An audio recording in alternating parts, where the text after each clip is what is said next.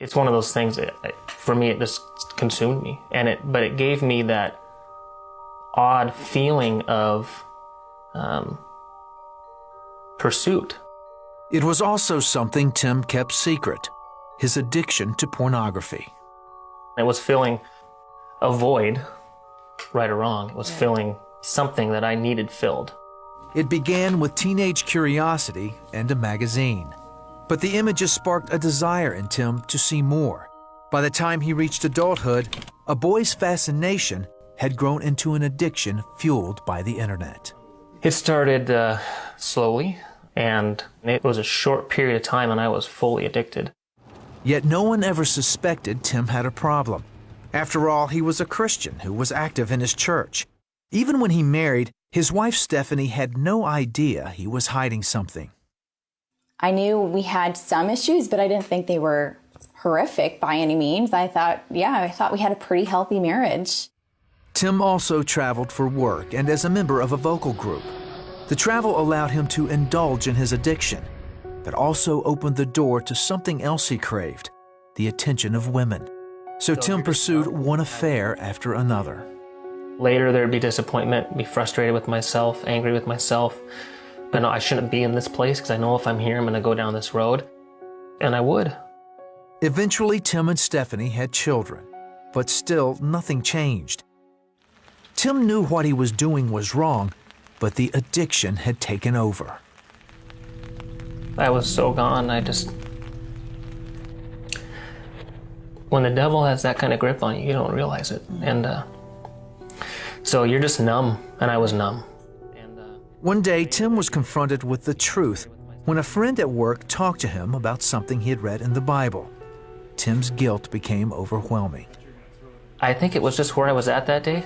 I just totally lost it. And I left, and I remember praying and just saying, God, I'm done. I'm done. Do what you want. And he took it away. The addiction was gone. The desire for affairs was gone. And that to me was probably the most impactful moment in my life, because it was so real. And that's when my faith became real. But Tim still had struggles and continued chatting online with women. Even so, he worked on being a better husband and father. Stephanie noticed the change, but she didn't know why, because Tim still hadn't confessed his secrets. One day it all came out when Stephanie came across a Facebook entry from her husband to a woman she didn't know. I was pretty crushed. I was devastated because that kind of conversation should not have taken place between somebody else and my husband. That's totally crossing the line. The way she reacted to that was absolute disgust for me. And she didn't know the rest of the story. And so I went to bed that night kind of with a pit in my stomach, knowing something was up. And she knew. She knew something was up. It's still hard to talk about. So I just spilled. What do you do at that point? I mean, I just spilled and told her, and she left.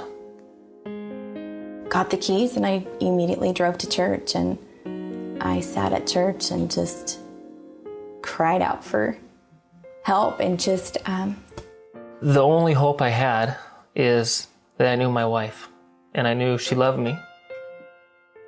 Now Stephanie knew. And I remember standing in the kitchen and Tim saying, I'll respect whatever your decision is. And I said, well, I can't have you leave. You need to stay here for the kids.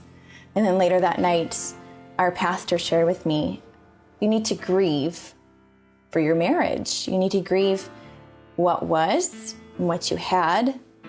And you need to grieve the fact that your marriage will never be the same ever again. But also, he just said the simple words of forgive as you have been forgiven.